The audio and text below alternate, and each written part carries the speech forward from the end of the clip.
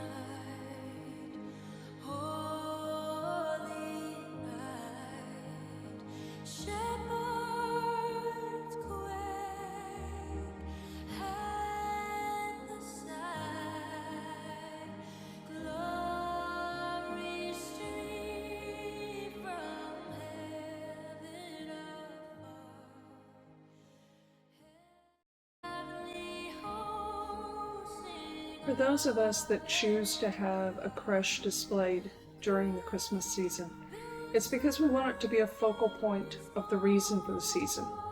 And to do that with this creche, by muting down the roof, your focus is drawn into the stable, the animals, Mary, Joseph, the infant, the wise men who will eventually travel to see them, the shepherds.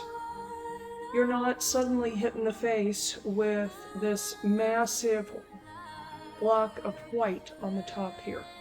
And especially since we added tiny fairy lights to the inside to help to light this. So with a little bit of paint, a little bit of time, and a little bit of creativity, we have a very realistic creche that, while daylight and even when this light may have a light skift of snow on it, but it's certainly not covered in banks of snow, and hopefully it wasn't for them that night long ago either. Thank you. Hi, welcome to Angel's Nook. This morning we're going to be working on transforming this stable for a creche set that I have. I'm not a big fan of how the snow looks on this. In person it's really fake and looks more like fuzzy material than the branches that the rest of this look like. So it's going to have some additional pieces put into it so that the interior looks more like a stable as well. So let's get started. My first thing is I'm going to be taking this outside to knock as much of this snow off as possible. I've already gotten a lot of the snow off of this using this stiff bristled, plastic bristled grout cleaning brush. We had technical difficulties with the camera, so it's not going to show as much coming off, but a lot of this has already come off, so that at least I'll have enough of it down that I can darken this back into looking more like natural wood, and maybe just having a slight skift of snow on it instead of this pile of fuzziness that's on here right now.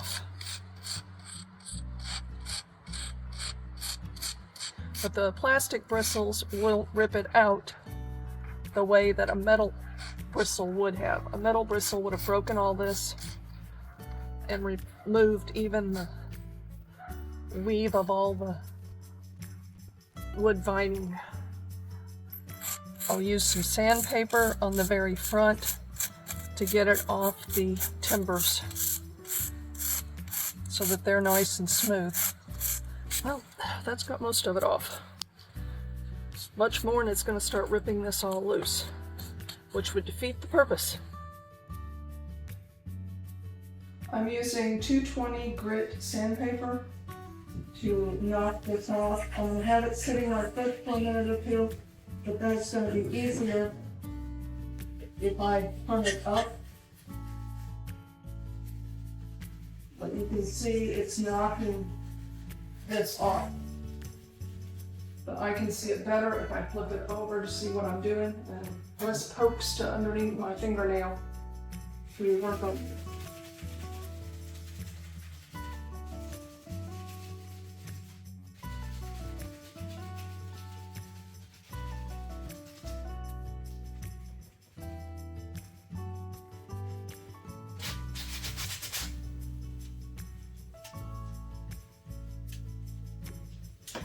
It's not 100% gone, but it's all smooth to the touch.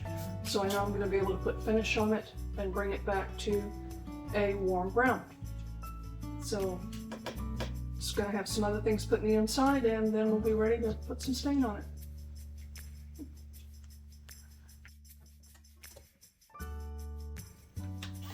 After considering a variety of materials to do the enclosures inside the stable, we decided to use twigs off of our crepe myrtles outside. The drilling that you're seeing, the reason we're using 2 bits is because if you went with the larger bit first, it would just bounce off. And we do not want to drill all the way through. This is a corner post, and we want it to just have a smooth edge on the front edge. So the first 2 holes are drilled. Then it's going to be remarked so that you can turn it a 90-degree and get the spacing for putting in the rails going the opposite direction. These are then used, the first one was then used as the marker for the remaining post. It was allowed to go through so that we could adjust the length of that piece.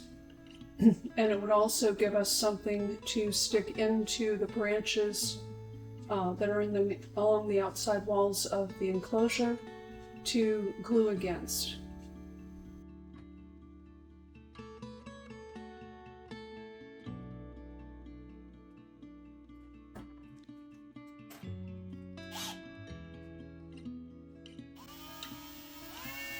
The smaller bit makes the mark, then the larger bit is actually the one that fits the size of the twigs that we're using to inset.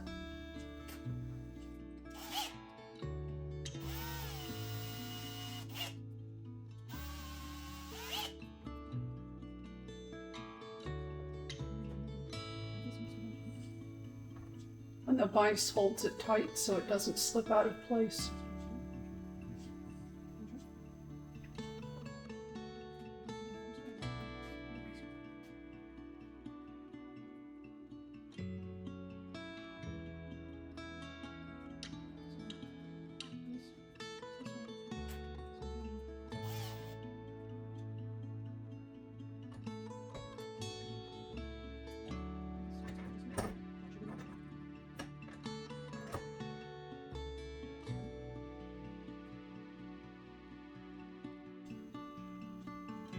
Double checking the spacing, because if you get the holes drilled in the wrong place, you do not get a 90-degree corner for your railings.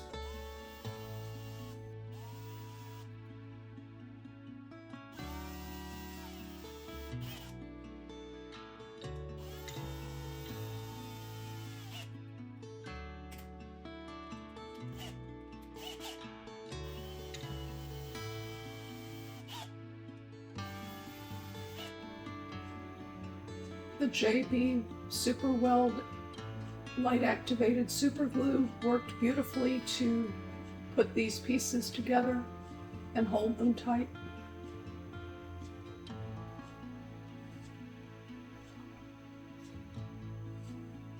We had positioned them inside and made sure that it was the correct fit before gluing. You can see the extension on the one that I'm working on down here on the bottom of the screen.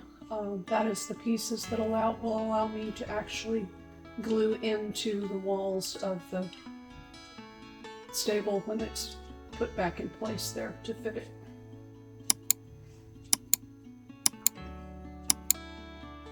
But you can also see on the corner post at the top, there's no holes sticking through, so you have a fence post, a railing post for the stable, exactly as one would be truly built.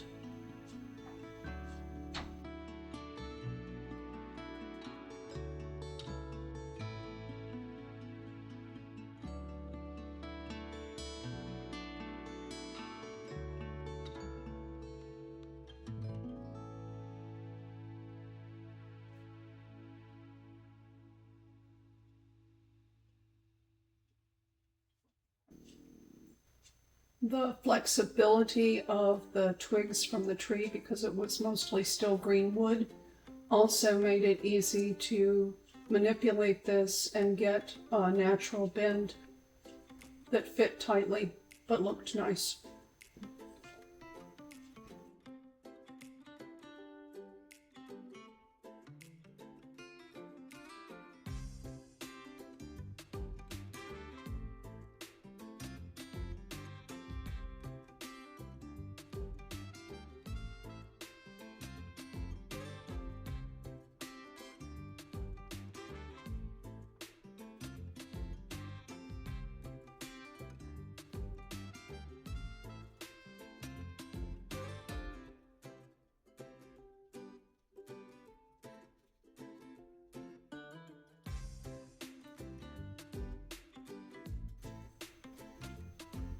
Wedging this in between the weave of the twigs within the stable was helping to level it and to stabilize it once it would be glued.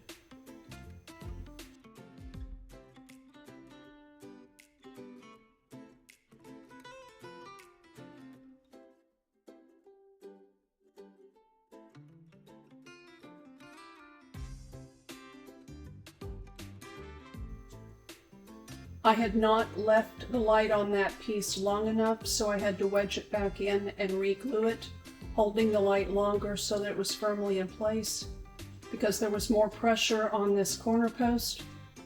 So when I began gluing it, I also held firm pressure on it the whole time that I was holding the light on it to keep it square and level.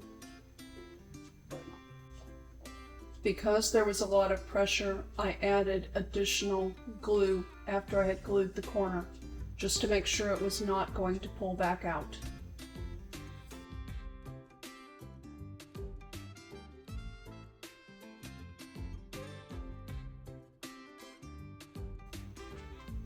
Pressure was also needed on the back of this railing section to keep it lined up in the correct directions and heights.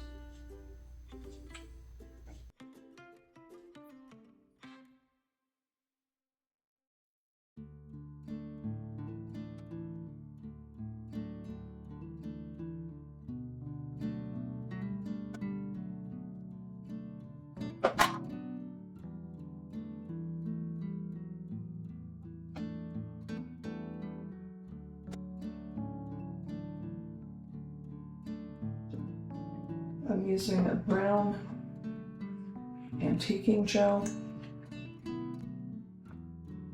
by Heirloom Traditions just to bring back some of the warmth of this wood.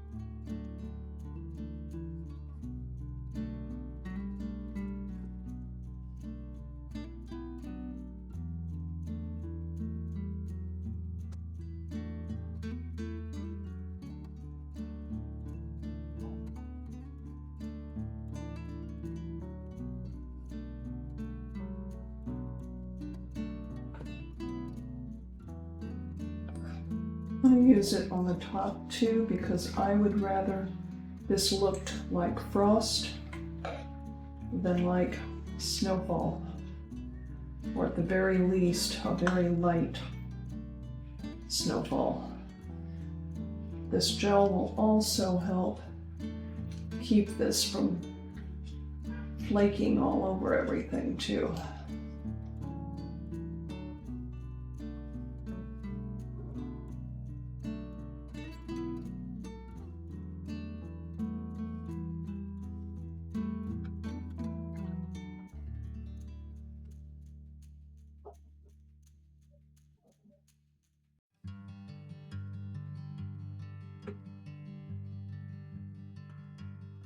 I'm doing a wig wag with the brush as I pounce.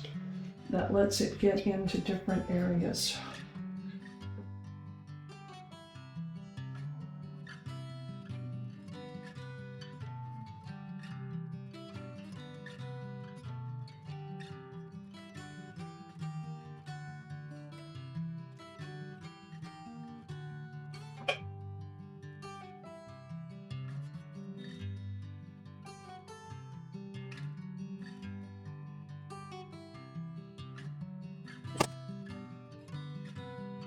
This jar of paint, or the antiquing gel rather, is almost entirely used. It's a little bit thicker, so I realized I had pretty much just enough to do this.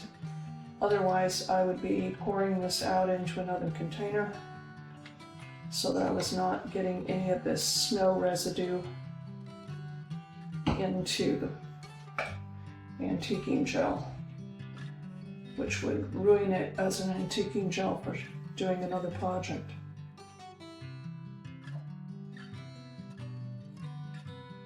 Different tastes for different people, but I am much happier with how this looks.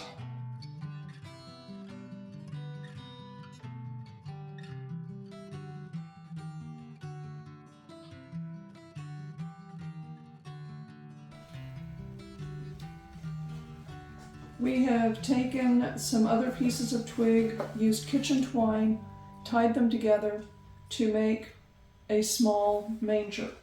I have pushed a piece of artificial grass down in here that I had left over from a lighthouse project we did.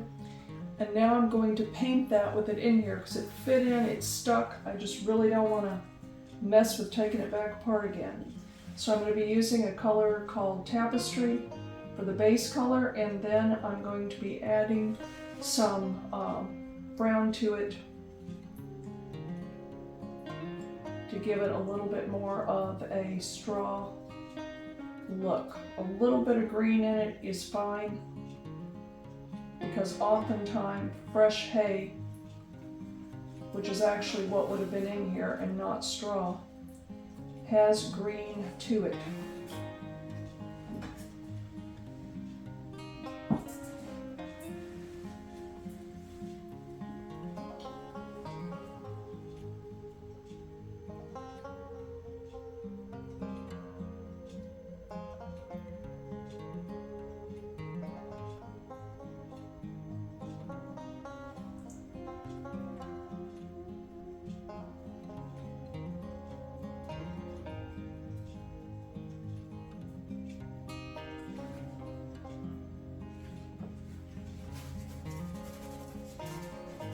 Most of the paint out of the brush, so I can pick up just a little bit brown. Add just a little bit of highlight to it.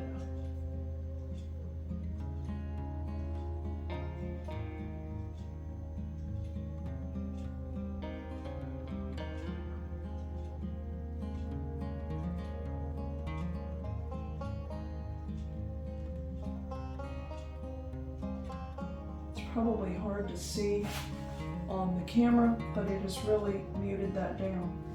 I'm going to clean the brush a little bit more and put the brown onto the raw wood strips that we used.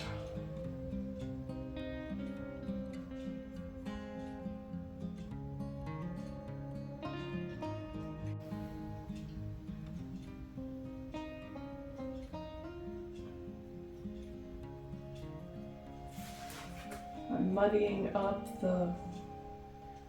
You can see I'm not getting a perfect paint job on that because I want it to look more like a raw wood that's aged, which is exactly what a manger would have been. They would not have taken the time to make them beautiful. They were a utilitarian that was going to get dirty and dusty.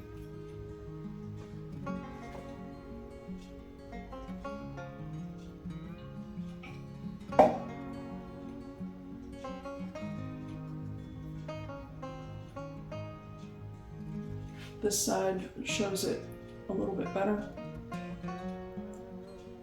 So the camera's not cooperating to come in and hit it with a clear shot, so I apologize for that.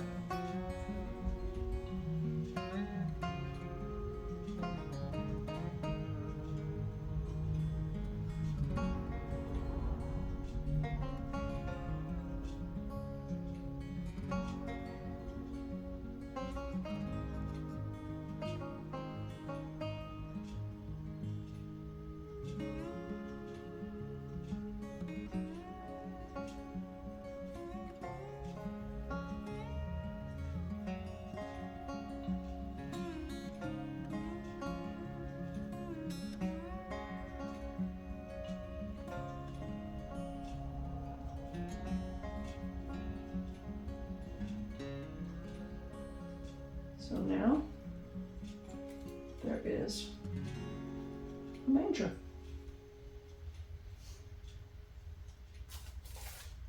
And I have a couple of spots on the side that I want to add brown to that I missed that I saw after it was drying.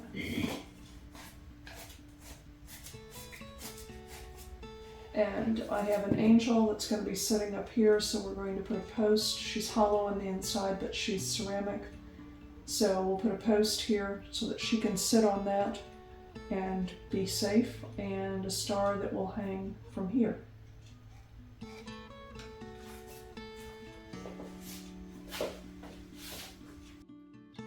This allows you to see what the creche looks like in regular light before it gets dark. The cloth on the manger was a scrap piece of linen that I cut and hand hemmed to lay across that as a natural fabric.